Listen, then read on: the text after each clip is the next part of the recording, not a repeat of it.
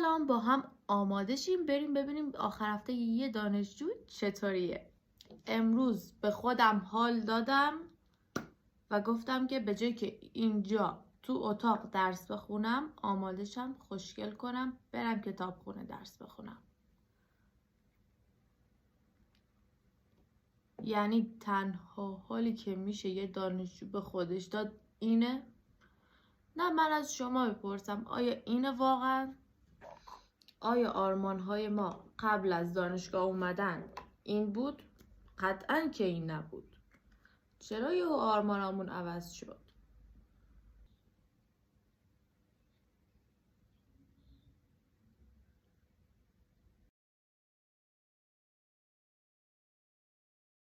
از اینکه روز تعطیلی اومدم کتابخونه که به کارم برسم خیلی خوشحالم. حس خوبی دارم. شما هم الان هر جا که هستید بلند شید و به کارتون برسید. حس خیلی خوبیه. بهتون نرگه منو هم سابسکرایب کنید.